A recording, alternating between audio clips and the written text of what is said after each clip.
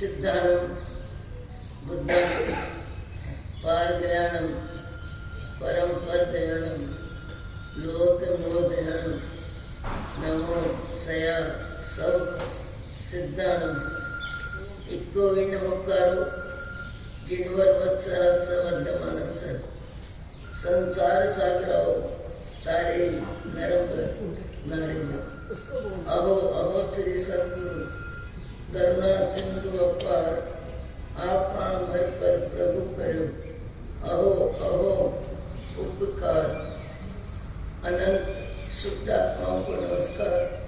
शुद्ध आत्मा स्वरूप प्राप्ति का लक्ष्य जिनका बन चुका प्रयत्नशील उन सभी साधकों को नमन नमन नमन। प्रभु परमात्मा देवाधिदेव भगवान महावीर स्वामी के शासन में राजस्थान की धरती कोटा शहर दानवाड़ी दादावाड़ी परिसर में आप हम सब सम्मिलित हैं अपने ही चेतन चिदानंद को जागृत करने के लिए।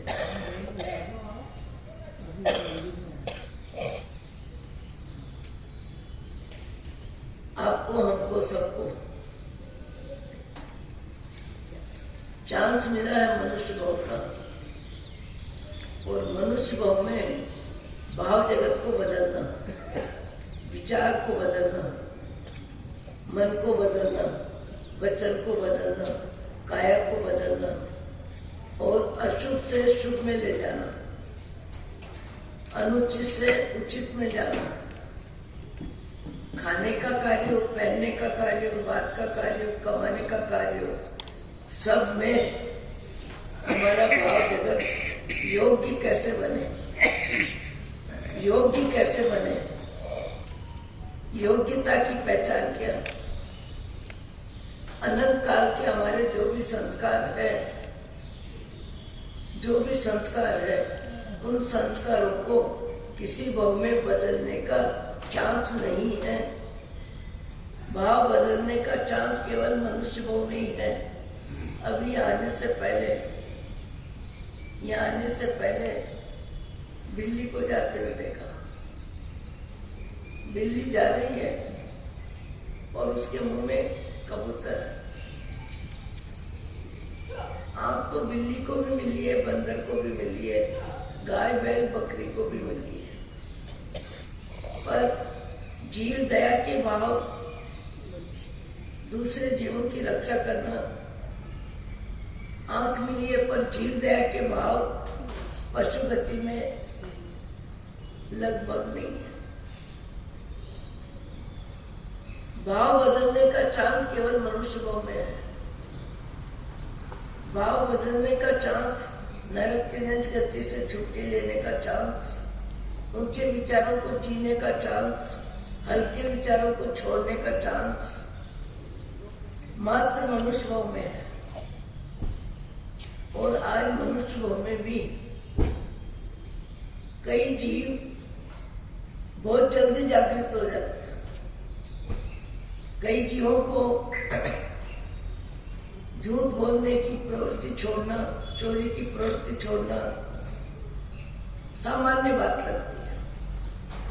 और कई व्यक्तियों के जीवन में मनुष्य शरीर मिल जाता है, खाना पीना पहनना ओढ़ना कमाना घर चलाना परिवार बसाना सारे कार्य चलते हैं, पर सारे कार्यों में भाव बदलने का चांस, भाव बदलने का चांस, विचार बदलने का चांस, खाने में रस छोड़ने का चांस और चाहिए का भाव तोड़ने का चांस।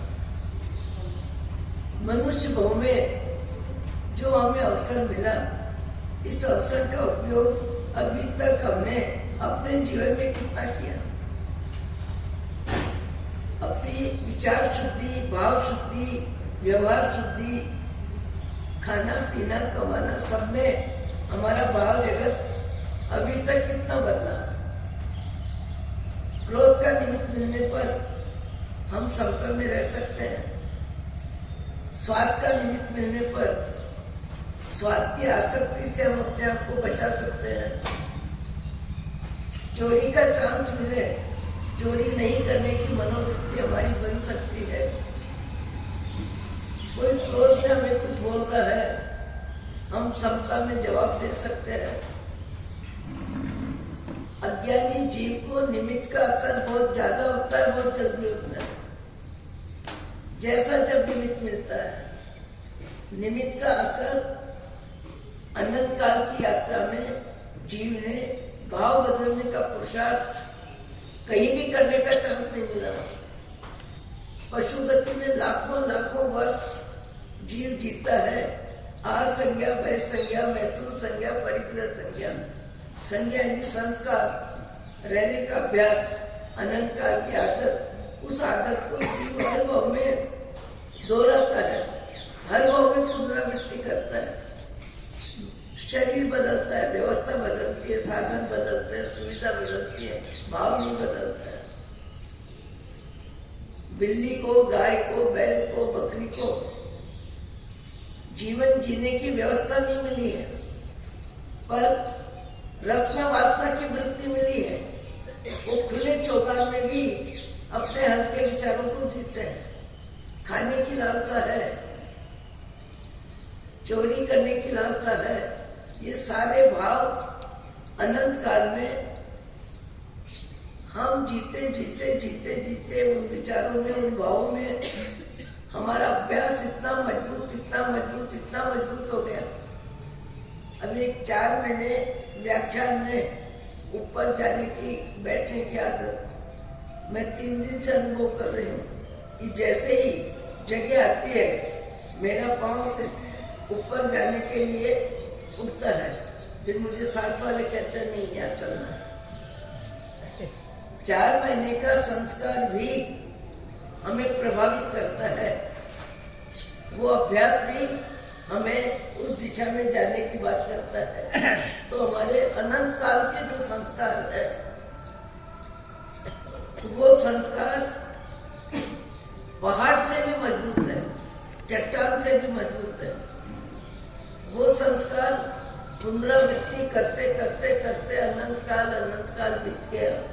और उन संस्कारों का रिजल्ट क्या है? जन्म मरण, जन्म मरण, जन्म मरण।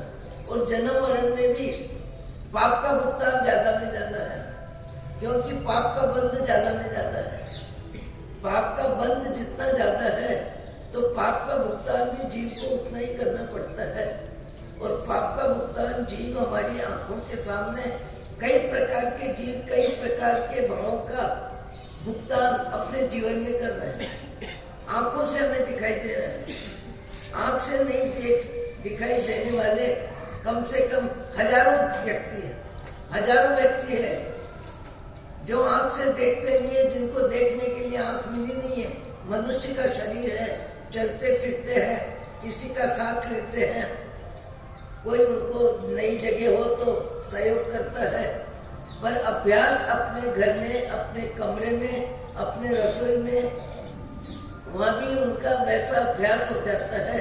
पर आंख के बिना हजारों आदमी जी रहे हैं, आवाज के बिना हजारों आदमी जी रहे हैं, हाथ पांव के बिना हजारों आदमी जी रहे हैं, गरीबी में रूखी रोटी खा के हजारों आदमी जी रहे हैं। हजारों आदमी आए दिन रोटी कमाने की चिंता में रोड पे खड़े रहते हैं, रोड पे खड़े रहते हैं।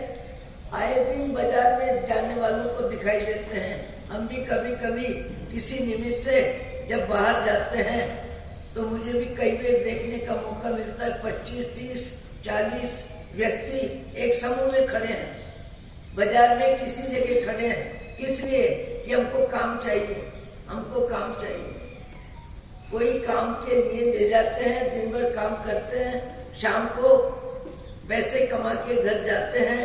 वही लड़ाई, वही झगड़ा, वही खाना, वही पीना, वही गाली गलौज, और वही सिगरेट, वही शराब, वही तंबाकू। आज एक बहन यहाँ उपस्थित है और बहन संयम जीवन लेने में तत्पर है। चोरड़िया परिवार, चंडालिया परिवार, इंदौर से। माता पिता का नाम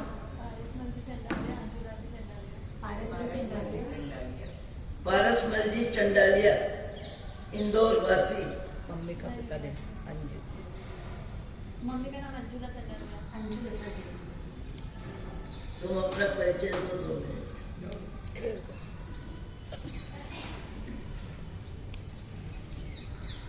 मम्मी का नाम अंजुला चंडालिया। अंजुला चंडालिया।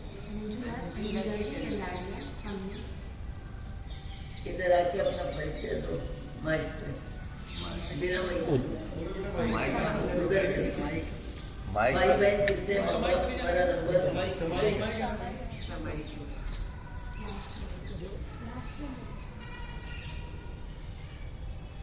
आपके हमारे सामने सब प्रकार के व्यक्ति हैं, सब प्रकार की क्रियाएं हैं, सब प्रकार का रहन सहन है। कभी कभी किसी का जीवन बचपन में ही बदल जाता है, 15 वर्ष की उम्र में बदल जाता है, 30 वर्ष की उम्र में बदल जाता है। ये यहाँ जो बैठे हैं, क्या नाम है आपका? चतर। इनकी मातृश्री ने दीक्षा ली है और कोटा चौमासा भी हो गया। हाँ, हो गया। इनकी मातृश्री ने दीक्षा ली है। बेटे, पति, परिवार सब अनुकूल था और भर उम्र में, बीच की उम्र में दीक्षा लेना और भी कठिन काम है। पर जिनका भाव जग जाता है, जिनका मन बदल जाता है, उनका जीवन बदल जाता है। आपको हमको अपना जीवन बदलने की बात करनी है। कल अपन बोल रहे थे, व्यक्ति दो है, गति भी दोनों की अलग है, मति भी अलग है, साथ रह रहे हैं, दाम्पत्य जीवन है, पति पत्नी है। पर पति का मन आत्मा में, परमात्मा में, शास्त्र स्वाध्याय में, सज्जनों की संगति में ज्यादा रुचि है और पत्नी की रुचि ज्यादा में ज्यादा संसारिक आकर्षण में। दोनों का जीवन साथ है, साथ होके भी विचार भेद है और विचार भेद कभी कभी किसी के जीवन में तो इतना ज्यादा होता है कि साथ रहना पड़ता है। पर साथ रहने का जो एक सामान्य भाव जगत, शांति में, प्रसन्नता में, आनंद में रहना चाहिए, व्यक्ति नहीं रह सकता है। कभी कभी कई व्यक्तियों को दाम्पत्य जीवन में विषम वातावरण मिलता है और विषम वातावरण में जिंदगी जीनी है, जिंदगी जीते हैं। अभी का समय थोड़ा अलग है, अन्यथा प्रतिकूल समय को जीना भी खानदानी परिवार के व्यक्ति विषम परिस्थिति को भी जीने में अपने भाव जगत को समझाते हैं, योग्य बनाते हैं। आपको आश्चर्य होगा, एक गांव में, नाम भी क्यों लें, एक बहन इतनी शांति से जीती है, इतना परिस्थिति में समझौता करती है, घर का सारा कार्य भी करती है, पर पति देव को अति क्रोध और क्रोध इतना ज्यादा कि क्रोध में कई व्यक्तियों का हाथ उठता है,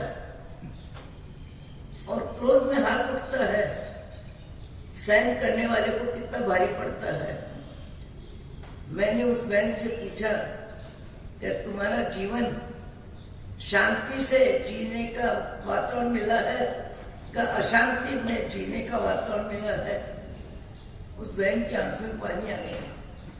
महाराज, वातावरण जैसा मिलना था मिल गया, पर मैं अपने मन को समझाने में सत्संग और स्वाध्याय के शब्दों का लाभ लेती हूँ और ज्यादा में ज्यादा अपने मन को समझाने की कोशिश करती हूँ और कोशिश ये करती हूँ कि हे जीव, तूने जिस भाव में जिस तरह के कर्म का बंधन किया है वो तेरे कर्म तेरे उदय में आए हैं और उदय में आए हुए कर्मों को यदि समता से सहन कर लोगे, शांति से सहन कर लोगे, तो तुम्हारा कर्ज, अतीत का कर्ज वर्तमान में खत्म होगा।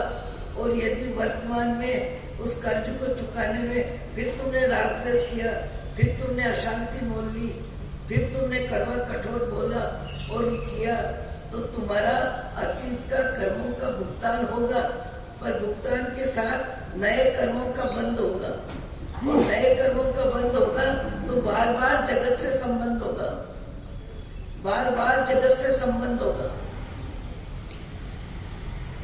बार बार जगत से संबंध होगा। और संबंध में अधिकतर जीव का 3 इंच गति में होता है। मैंने अभी बोला है कि आंख गाय के पास भी है, बैल के पास भी है, बकरी के पास भी है, कुत्ते बिल्ली के पास भी है, पर जीव दया पालन का भाव मनुष्य के भाव में ही है। मनुष्य को जीव दया का महत्व आता है, मनुष्य को सहयोग देने के विचार आते हैं, मनुष्य में मैत्री भाव है, मनुष्य में करुणा भाव है, मनुष्य में परोपकार का भाव है, मनुष्य में दया दान का भाव है। ये भाव जगत जो मनुष्य को मिला है, ऐसा भाव जगत संसार में 1,84 योनि में बहुत कम जीवों को मिला है। पर मिलने के बाद भी उन भावों में जीने का अभ्यास, जीने का परिश्रम और अपने अतीत के संस्कारों को बदलना और वर्तमान में अच्छे संस्कारों को स्वीकार करना, इसमें हमें बहुत तकलीफ होती है। तकलीफ किस बात की होती है? पुराने संस्कार छूटते नहीं है। पंडित जी बार बार कहते हैं पत्नी को बार बार कहते हैं, देखो तुमको सदा नहीं रहना है, यहाँ से जाना है, मरना है, मरने के बाद फिर जन्म लेना है। अरे कपड़े बहुत बदल लिए, बदल के कितने कपड़े बदलोगे? वही 5 तरह के रंग है, वही डिजाइन है। तुमको एक ही लालसा है कि मुझे जीवन में जो चाहिए, जितना चाहिए मिलता नहीं है। और आप तो जब देखो तब पुस्तक ही पढ़ते हो, जब देखो तब अध्यात्म की बातें करते हो, जब देखो तब परमात्मा का स्मरण ही करते हो, और जब देखो तब आपको बाह्य जगत की जरूरत महसूस ही नहीं होती है। कई जीव आज भी ऐसे हैं जो बाह्य जगत में जीते हैं, पर बाह्य जगत में उनको और चाहिए की जरूरत महसूस ही नहीं होती है, महसूस ही नहीं होती है। 2 बार जो रोटी मिली खा ली, 4 कपड़े में शरीर की जरूरत पूरी कर लेते हैं, 2 लोटे पानी में स्नान की क्रिया कर लेते हैं। और भगवान के नाम स्मरण में कई जीव ऐसे हैं जिनको 2 घंटे भी लंबे नहीं लगते हैं, 2 घंटे का समय भी लंबा नहीं लगता है। और मनुष्य मोह में परमात्मा के स्मरण में मन वचन काया की प्रवृत्ति को दूसरी तरफ से मोड़ के, दूसरी तरफ से हटा के और परमात्मा के स्मरण में लगा देते हैं। और कई जीवों को परमात्मा का स्मरण इतना प्रिय लगता है, इतना प्रिय लगता है, इतना ऊंचा अच्छा लगता है कि भगवान का नाम लेते हुए उनको उस क्रिया से हटना भी पड़े तो भारी लगता है। ऐसे भी जीव हैं जिनको परमात्मा के स्मरण में ही प्रीति है। शरीर की पूर्ति के लिए भोजन करते हैं, शरीर की पूर्ति के लिए, आवश्यकता के लिए भोजन करते हैं, पर भोजन में स्वाद वृत्ति को कम करते हैं। क्यों? 5 इंद्रियां हैं। रंग का राग का निमित्त कौन? आंख। स्वाद का निमित्त कौन है? जिह्वा। सुगंध और दुर्गंध का निमित्त कौन है? नासिका। और शब्दों में कड़वा कठोर लूका तीखा शब्द सुन के भाव बदलते हैं, भाव बिगड़ते हैं, उसमें निमित्त कौन है?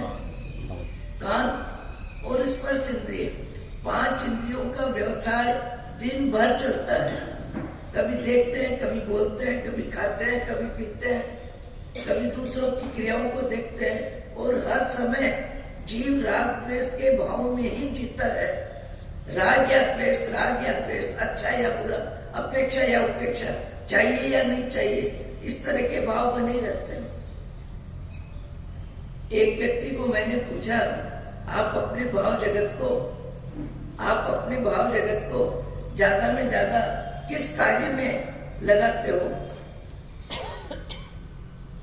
अग्रवाल समाज का व्यक्ति है, महेश्वरी समाज का व्यक्ति है, जोधपुर उनका जीवन है। और जीवन में जब मैं उनके घर गई तो मैंने देखा 2 कार भी खड़ी है, बंगला भी है, बेटे भी हैं, सब हैं। पर वो व्यक्ति दाऊद जी सारनाथ जिनका नाम है, वो व्यक्ति मोटा कपड़ा पहनता है, सामान्य भोजन करता है और दिन भर पांव से चल के पूरे गांव में करुणा भाव से दूसरों की जरूरत में किसको क्या कमी है, किसको क्या जरूरत है, किसको क्या तकलीफ है, दूसरों की तकलीफ में ही पूरा दिन घूमते रहते हैं। दूसरों की तकलीफ कम करने के लिए पूरे दिन उनके विचारों में करुणा भाव शब्द आपने सुना है।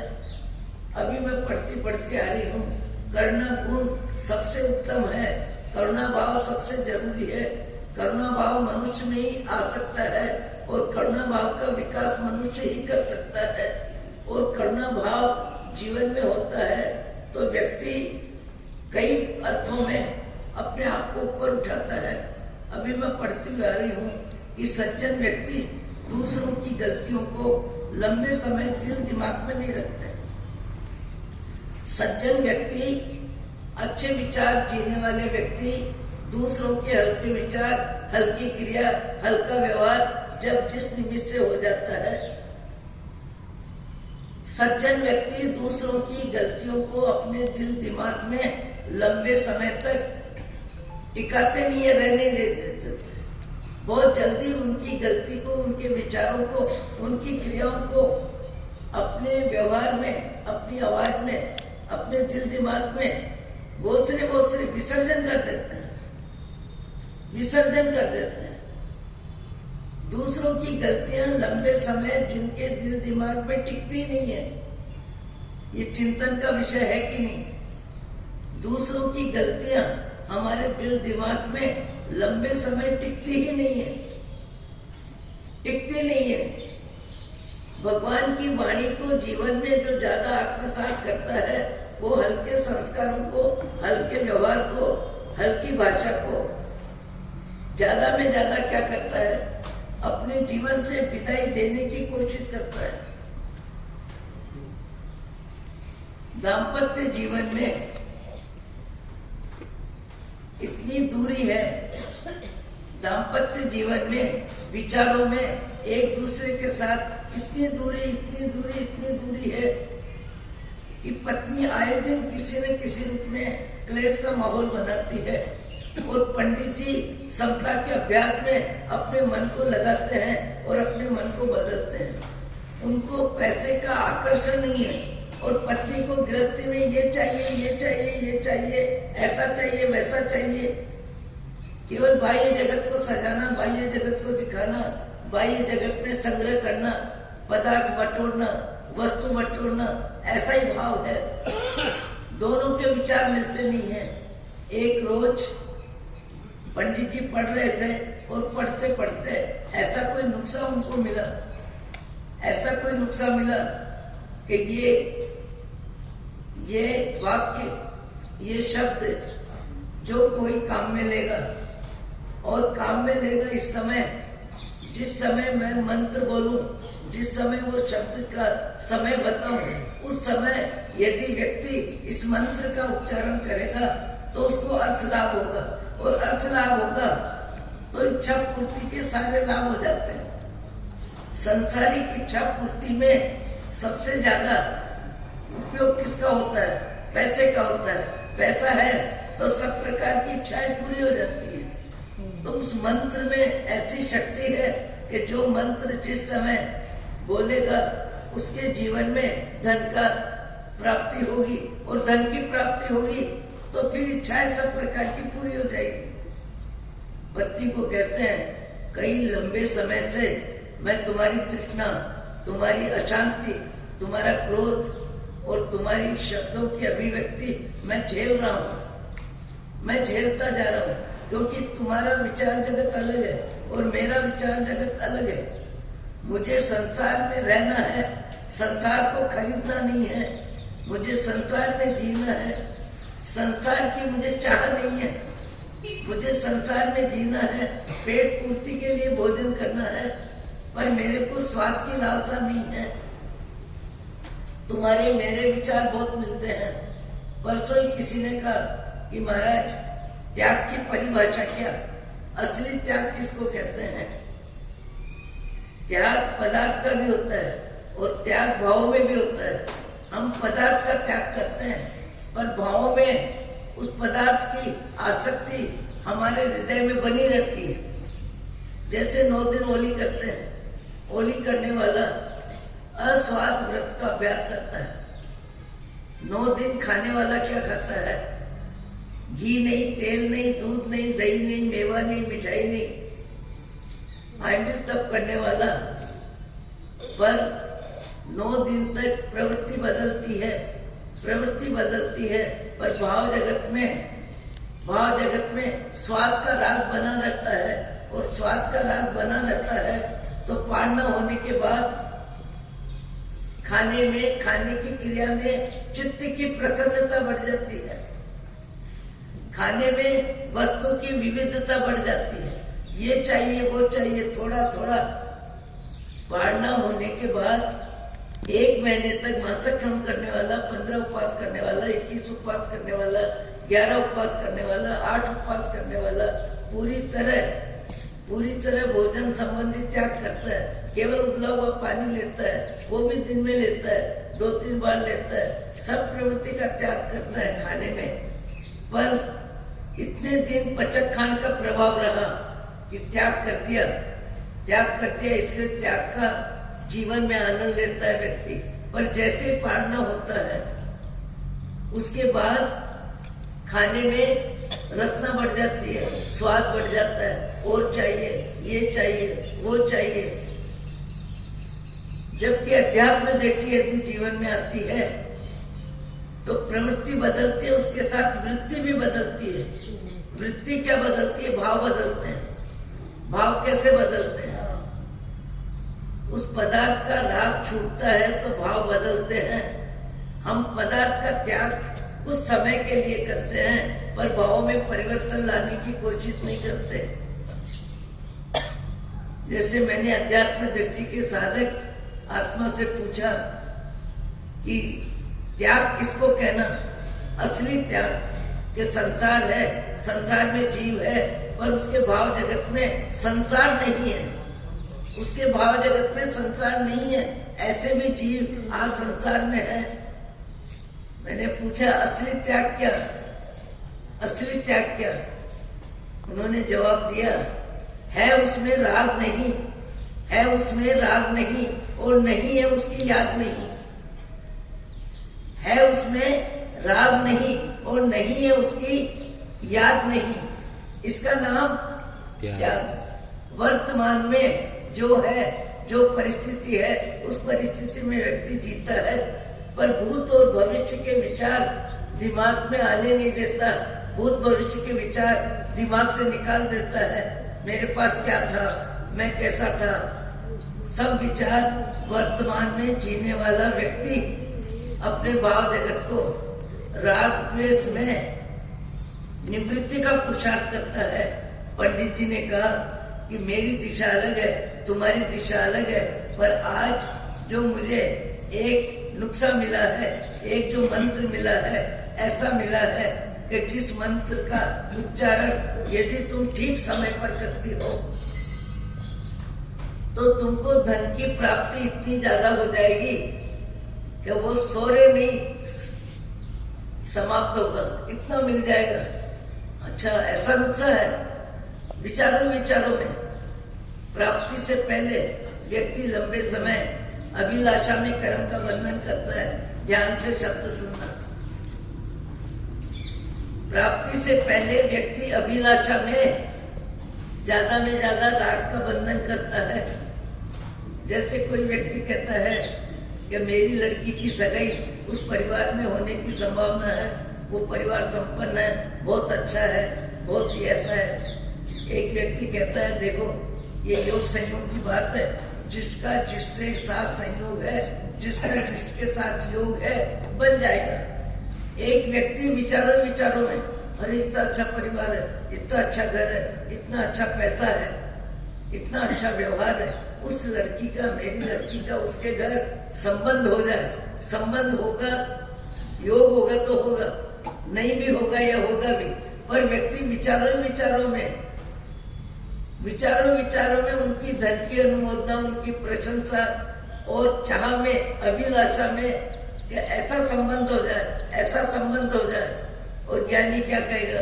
संबंध का योग व्यक्ति का अपना पुरुषार्थ है, अपना कर्म है। अपने कर्म के अनुसार जीव को सब मिलता है। जिसका जिसके साथ संबंध होना है होगा। प्रयत्न करना, व्यवस्था देखना, ये हमारा फर्ज है, ये हमारा कर्तव्य है। कर्तव्य में व्यापकता भी आती है, कर्तव्य में ऊंचाई भी आती है, कर्तव्य में अच्छाई भी आती है। पर कर्तव्य के साथ यदि व्यक्ति का मानसिक लगाव नहीं होता है, मान कषाय नहीं होता है, आसक्ति नहीं होती है, तो व्यक्ति उस कार्य में सहयोग करता है। पर सहयोग करने के बाद भी मैंने किया ऐसा अहंकार का लाभ नहीं लेता। इनका योग था, बन गया। हमको निमित्त बनने का योग था, बन गए। निमित्त बनने से ज्यादा हमारा क्या? ऐसे व्यक्ति भी संसार में है जो भोजन करते हैं, पर भोजन करते समय उनका मन ज्ञाता दृष्टा भाव में रहता है। हे जीव, तुम्हारी जानकारी में भोजन हो रहा है, भोजन का लाभ पूरा शरीर को मिलेगा, शरीर की शक्ति बढ़ेगी, शरीर चलने लायक, फिरने लायक, घूमने लायक रहेगा। पर आत्मा तुम्हारी उपस्थिति में भोजन है, भोजन का लाभ शरीर को है। शरीर के भोजन में तुम्हारा ज्ञाता दृष्टा भाव रहे, साक्षी भाव रहे, तुम राग द्वेष में न जाओ। ऐसे भी कई व्यक्तियों का चिंतन चलता है। और ऐसा चिंतन चलता है, खाने की क्रिया चल रही है, खाना हो रहा है, पर उनके भाव जगत में खाने की न आसक्ति है, न अहंकार है, न खाने में राग है। ऐसे संसार में व्यक्ति कभी कभी कहीं कहीं दिखाई देते हैं। तब लगता है व्यक्ति में कितना परिवर्तन होता है। ये परिवर्तन कहाँ होता है? भाव जगत में होता है। और भाव जगत का परिवर्तन भी मनुष्य भाव में होता है। भाव जगत का परिवर्तन दूसरी गतियों में नहीं होता। भाव जगत का परिवर्तन दूसरी गतियों में नहीं होता। यदि मनुष्य मर के देव बनता है और मनुष्य भाव में अनासक्ति से जीता है, मनुष्य भाव में ऊंचे अच्छे विचारों में जीता है, तो देव गति में भी उसको वो विचार काम आते हैं। मनुष्य भाव के ऊंचे अच्छे विचार जीव को सब जगह काम आते हैं। मनुष्य भाव में शरीर छूटेगा, धन छूटेगा, परिवार छूटेगा, संबंध छूटेंगे, पर संस्कार नहीं छूटता है। संस्कार नहीं छूटता है। संस्कार आत्मा के साथ जाता है। और संस्कार शुद्धि मनुष्य भाव में होती है, किसी भाव में होती नहीं। वो पंडित जी कहने लगे, मालकन आज तुम्हारी इच्छा पूरी हो जाएगी। और इच्छा पूरी होगी, इसके लिए मंत्र का समय देख लो, साथ में बैठ जाओ। और जैसे ही मैं मंत्र बोलता हूँ और मंत्र बोलते समय मैं हूँ शब्द बोलूं, वैसे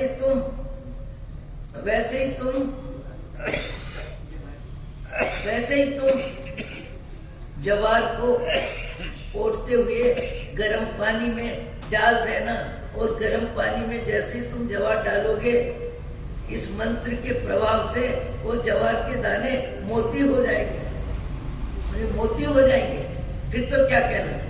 विचारों में, अभिलाषा में इतनी प्रसन्नता, इतनी खुशी। पर फिर पंडित जी कहते हैं, तुम सुन के ठीक से सुन लो।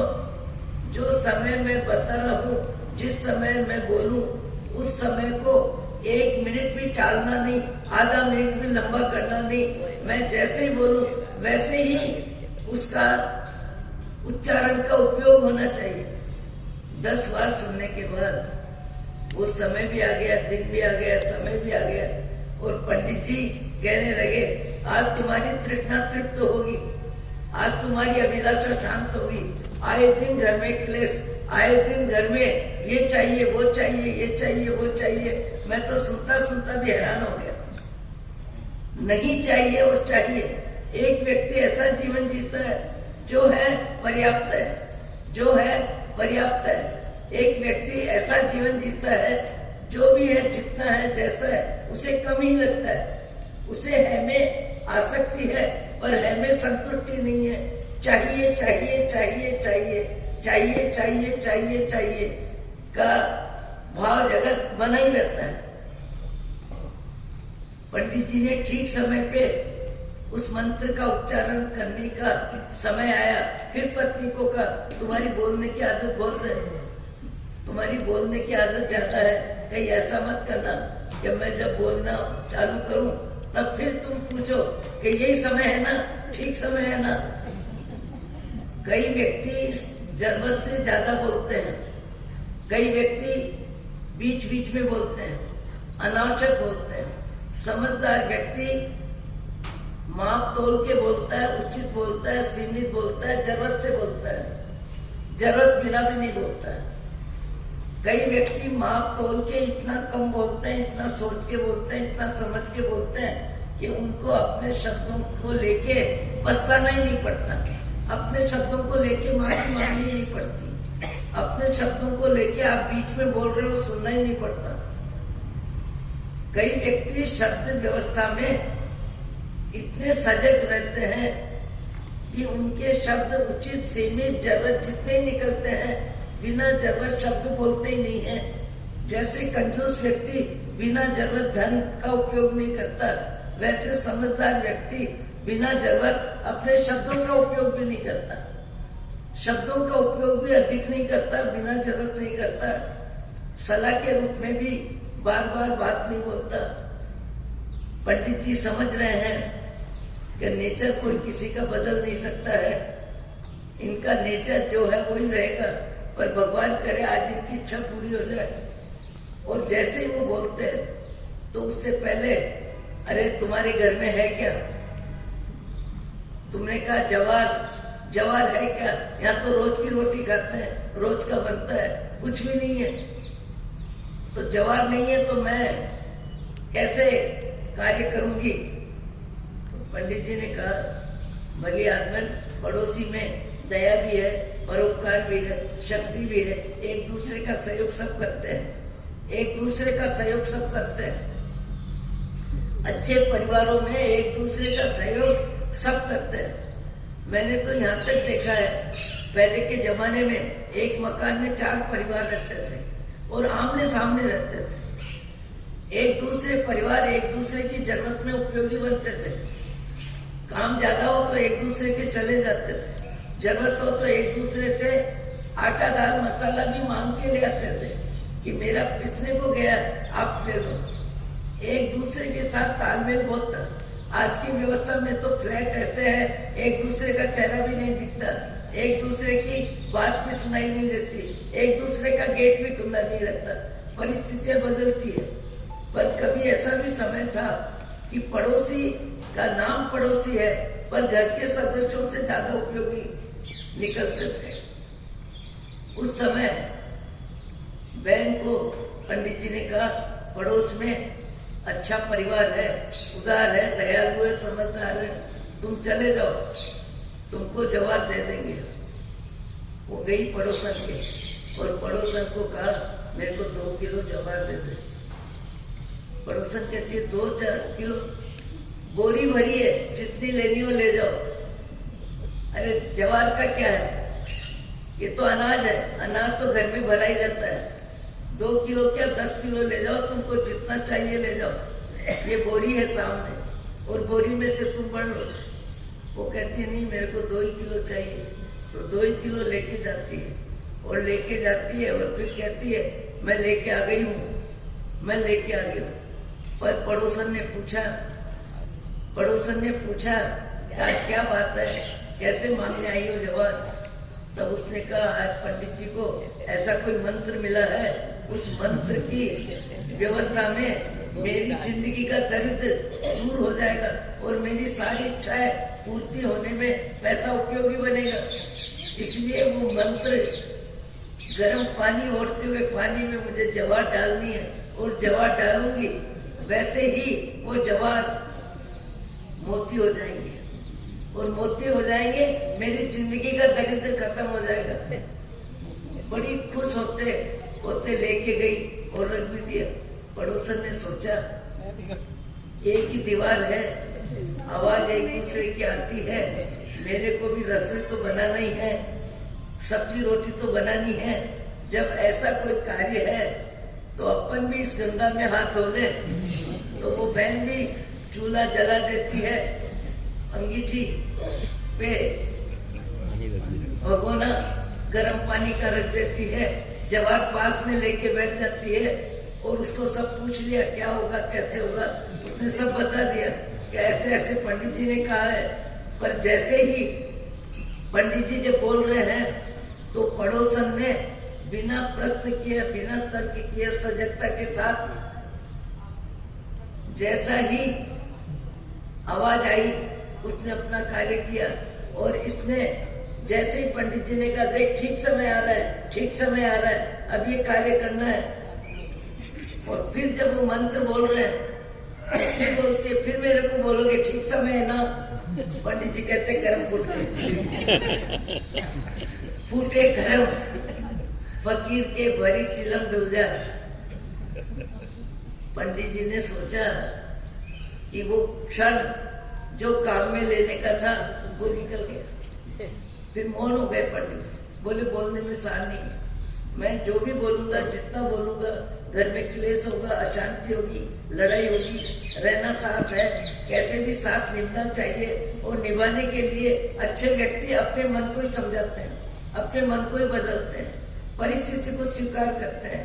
कई व्यक्ति घर गृहस्थी में भी बहुत तपस्वी होते हैं, घर गृहस्थी में भी बहुत तपस्वी होते हैं, खाने में भी मन को समझाते हैं, बात में भी मन को समझाते हैं, रहन सहन में भी मन को समझाते हैं, लेन देन की वस्तु में भी मन को समझाते हैं। कई व्यक्ति साथ रह के भी शांति से जीना जो जानते हैं उनका जीवन बहुत नापातुला होता है, बहुत व्यवस्थित होता है। एक दूसरे की क्रियाओं में देखने में ज्यादा दिल दिमाग नहीं लगाते हैं। हम ज्यादा में ज्यादा दूसरों की क्रियाओं को देखने में दिल दिमाग लगाते हैं। मनुष्य भाव का हमारा ऊंचे में ऊंचा, अच्छे में अच्छा समय, ज्यादातर कर्म बंधन जितने भी होते हैं, आत्मा आत्मा के लिए कर्म बंधन नहीं करती है। दूसरों की क्रियाओं को देखना, दूसरों की क्रियाओं की आलोचना करना, दूसरों की क्रियाओं की निंदा करना और दूसरों के व्यवहार का व्याख्यान देना। अधिकतर व्यक्ति ज्यादा में ज्यादा कर्म बंधन, शास्त्र स्वाध्याय बोलता है, खाके उतना कर्म बंधन नहीं होता। खाके अपना जीवन जीने में उतने कर्म बंधन नहीं होते जितने कर्म बंधन दूसरों की क्रियाओं में व्यक्ति अपने दिल दिमाग को लगाता है और दूसरों की क्रियाओं में रुचि लेता है और रुचि लेके रस लेता है। निंदा करना, विकटता करना, किसी की गलती बताना, हर समय व्यक्ति एक पूरा व्याख्यान है, नाम तो इसमें भी आ गया 2-4 बार। सामान्य व्यक्ति का लक्षण होता है अपनी थाली को चाटना और दूसरों की थाली में झांकना। सामान्य व्यक्ति का लक्षण होता है अपनी थाली को चाटना और दूसरों की थाली में झांकना। जो है उसकी आसक्ति और नहीं है उसकी अभिलाषा। झांकने का अर्थ ये हुआ, जो है उसकी आसक्ति और नहीं है उसकी अभिलाषा। कभी कभी एक सामान्य सा उदाहरण भी व्यक्ति को शिक्षा देता है।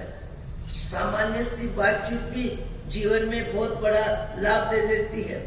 मुझे याद है बचपन का दृश्य है, बचपन का दृश्य करीब 5-7-8 वर्ष की उम्र होगी। उस समय ननिहाल में 7 मासियां एक साथ भोजन कर रही है बड़े थाल में और बच्चों की एक थाली लगा दी। बच्चे एक थाली में खा रहे हैं, खाना सबको वही मिल रहा है, पर बार बार बच्चे ऊंचे होके और बड़ी उम्र वाली बहनों की थाली को में झांकता है, बार बार झांकता है। तब एक मासी बोलती है बच्चों को, क्या देखते हो? जो तुम खा रहे हो वही हम खा रहे हैं, जो तुम खा रहे हो वही हम खा रहे हैं। हमारे पास क्या है? जो तुम्हारे पास है वही हमारे पास है। वो दृश्य मुझे दिल दिमाग में, अभी रायपुर का पूरा एक व्याख्यान इसी पे था कि सामान्य व्यक्ति क्या करता है, अपनी थाली को चाटता है और दूसरों की थाली में झांकता है। अपना जितना है अब पर्याप्त लगता है और दूसरों का अधिक लगता है। कभी कभी एक वाक्य भी संसार में बहुत शिक्षा दे देता है। एक व्यवहार भी व्यक्ति को बहुत शिक्षा दे देता है। एक व्यवहार से व्यक्ति अपने जीवन की कितनी ऊंचाई को बता देता है। जैसे शालीभद्र जी के जीवन को लेके हमने सुना कि एक मजदूरी करने वाली वृद्ध महिला घर घर जाके बर्तन मांजती है, घर घर जाके कपड़े धोती है, घर जाके आंगन साफ करती है और अपनी पेट पूर्ति करती है, और छोटा सा बच्चा है वो साथ में जाता है। और सेठानी के घर में परिवार के लिए खीर बनी है, सारे बच्चे बड़े खीर खा रहे हैं और खीर खाते समय सब अपनी अपनी प्रसन्नता व्यक्त कर रहे हैं। वो जो काम करने वाली बहन है और जिसका बच्चा साथ में है, उस बच्चे को भी खीर दिखाई दे रही है, खीर दिखाई दे रही है। बच्चा माँ को कहता है, माँ मुझे भी चाहिए, मुझे भी चाहिए, मुझे भी चाहिए। माँ स्वाभिमानी है, भाग्य गरीब है, पर विचारों में अच्छे विचार है। वो माँ सोचती है कि सेठानी सबको पुरस रही है, 5-7 घर के सदस्यों को मनवान करके खीर खिला रही है, बच्चा सामने दिख रहा है। बच्चे को खीर की कटोरी देना कहाँ बड़ी बात है, सामान्य इंसान का लक्षण है। इंसानियत हो, अच्छे विचार हो तो व्यक्ति खाने से ज्यादा खिलाने का भाव करता है, खाने से ज्यादा खिलाने का भाव करता है। माँ परिस्थिति से गरीब है और भाव में बोलने की इच्छा नहीं हो रही, और बच्चा बार बार बोल रहा है, जिंदगी हो गई आपको, हमको खाते हैं, जब से जन्मे तब से दूध दही सब्जी रोटी चावल नमकीन मीठा क्या नहीं खाते। इतने वर्षों के वर्ष हो गए खाते हैं, फिर भी हमारी खाने की लालसा आज भी जीवित है। आज भी खाने में पसंद नापसंद है, आज भी और चाहिए और चाहिए और चाहिए और चाहिए का मंत्र हमारा भाव में जीवित है। कल ही मैंने कहा कि शरीर बदल गया, 80 वर्ष आ गए, 70 वर्ष आ गए, 65 वर्ष आ गए, शरीर पुराना हो गया, पर पुराने शरीर को भी नए कपड़े पहनाने का शौक कम नहीं होता है। ऐसे ही खाने की लालसा कम नहीं होती है।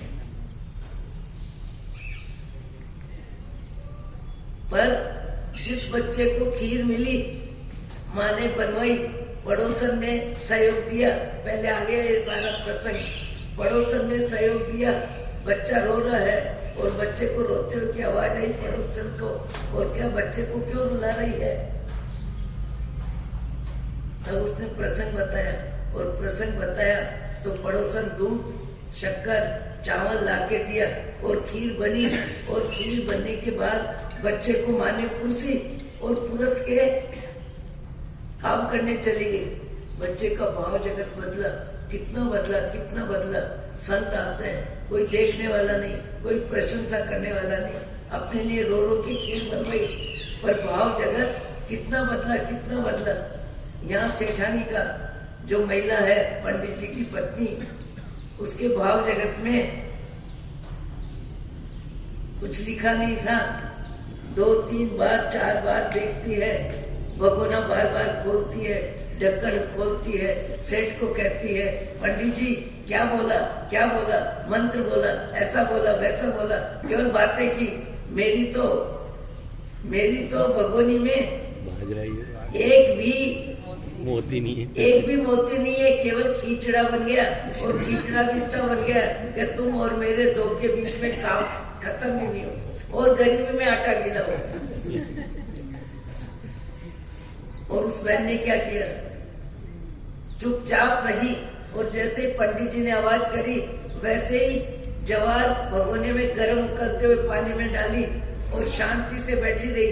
जब पूरी बात सुन ली पंडित जी की और पंडितानी की, तब देखा तो मोती मोती मोती मोती, और वो मोती मोती देखने के बाद सबसे पहले उसके भाव जगत में विवेक आया, भाव जगत में विचार आया कि उपकारी का उपकार कभी मत भूल। ये जो मोती बने हैं ये अपनी वजह से नहीं बने। पंडित जी ने जो मंत्र बोला और उस मंत्र को काम में लिया, इसलिए बना है। तो तत्काल सबसे पहले परिवार के लिए काम में लिए बिना डोबा भर के पड़ोसन मोती लेके आती है और पंडित जी को कहती है कि पंडित जी ये मोती पहले आप काम में ले, आपके आवाज आपके मंत्र का लाभ है और इस लाभ को आप स्वीकार करो। तब पंडित जी पत्नी को कहते हैं, देख तेरा खींचड़ा और पड़ोसन के मोती।